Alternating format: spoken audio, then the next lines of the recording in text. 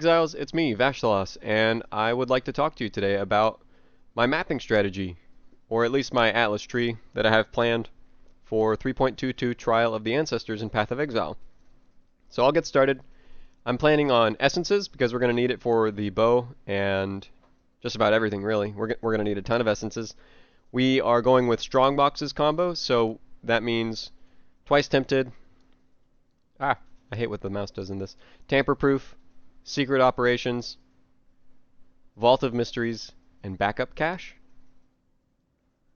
We are also taking just about every increased tier of map node that we can get. That means shaping the mountains, shaping the skies, and shaping the world, along with overloaded circuits because it has two 5% chance to be one tier higher nodes along the way.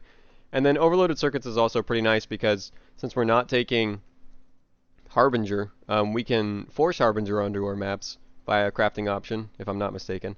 And then it will guarantee those three nodes which we care so much about with Harbinger. We do need to use a cryptic gateway to get over here to shaping the skies, so if you don't want to do that, you could save out on a lot of skill points for your Atlas tree. Moving on, like I said, Expedition, or I don't know if I did say it yet, but if I haven't said it yet, Expedition. And we just want about as much chance to interact with that mechanic as we possibly can, because ROG is also going to be an amazing source of additional powerful items early on. You could also do Tujin if you didn't like ROG, but I'm planning on ROG because I always do Tujin. I'm kind of sick of it, so I want to start interacting with ROG and seeing if I can get some really cool items from him. I'm going to be planning on a little bit of Legion. I don't think I'm going to have enough skill points. As you can see at the top, I'm at 132 out of 132, so probably going to have to make a decision on what I actually want to do. But Legion, I do have as part of my plan. War supplies, constant battle, and then pillage treasures. I don't really think sergeants and buffing the rewards from sergeants is the way to go. I think chests is generally known to be where the good stuff comes from in Legion.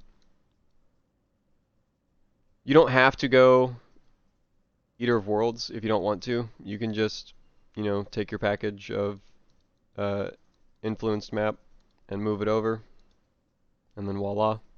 So do whatever you want with that amount of passive points, but I do think you should choose one because they're just so powerful in impacting your currency.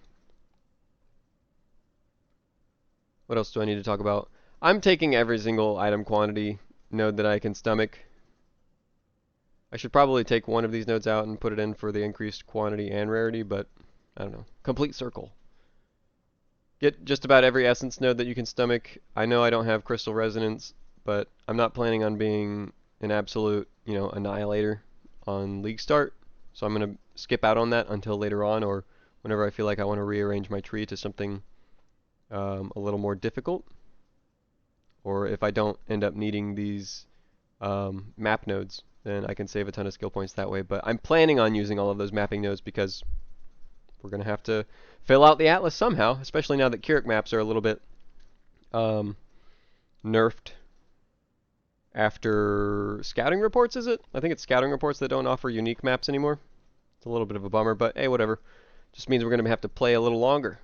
And yeah, we want to take every single node along this top row up here because it increases the effect of our map modifiers. We'll ramp up the difficulty, but it'll also increase those drops. So highly suggest that you try and take every single node along this top two sides of this trapezoid. Is it a trapezoid? I don't know. Maybe it's just a square offset or a diamond. Tell me in the comments. And then finally you make your way over here to Crystal Lattice.